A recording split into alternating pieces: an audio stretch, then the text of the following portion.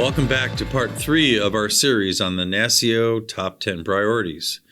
In today's vlog, we're taking a look at cybersecurity, connected government, and the initiatives WATEC has launched to address these challenges. Some of the initiatives that we have that align with the NASCIO top goal of cybersecurity and risk management is this concept of a statewide security operations center that will also include collaboration with local government so that we can take that whole of state proactive approach to cybersecurity. This is really important in today's age as some of our more rural local governments are really struggling to keep up with the pace and the systems and the controls that need to be in place to combat the bad actors. Cybersecurity awareness training, believe it or not, is a top program for all states. The more our employees are aware of the role they play in good cybersecurity and controls is going to make us more secure as an organization and as a state. We also are implementing a state and local cybersecurity grant program. It's a 4-year program where we receive funds over 4 years, up to $16 million over a 4-year period.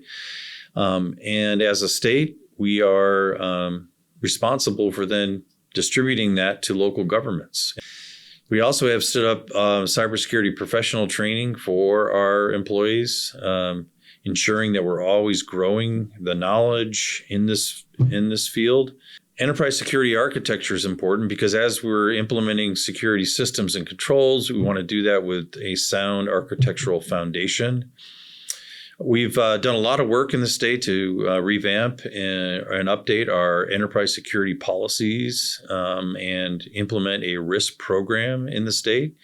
One of the major initiatives that we have in the state of Washington is we want to transform public service through a connected government.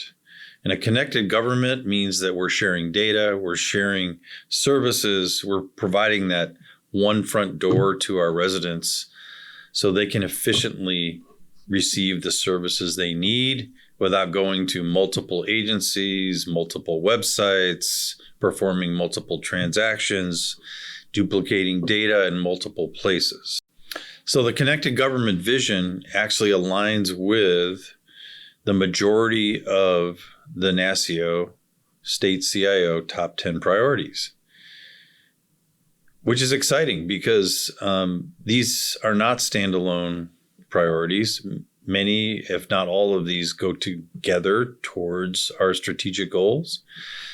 And when you talk about a connected government, you are talking about digital government, digital services. Cybersecurity is a pillar and plays a role in that. Utilizing artificial intelligence, machine learning, and robotic process automation. Modernizing our legacy systems as we are also improving the experience of our residents.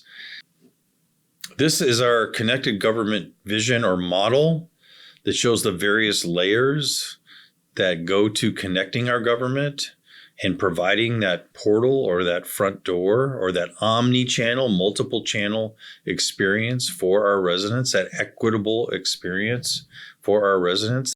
The exciting thing about the model of connected government is that it's not just a model. We actually have initiatives in place and project teams in place that are moving forward with all the layers you just saw on the connected government model. One of the exciting projects is Resident Portal, and we just issued a Resident Portal Challenge procurement, and that is for a roadmap in how we're going to design and the functionality associated with this Resident Portal, that one front door, that Amazon Prime experience that we want to get to.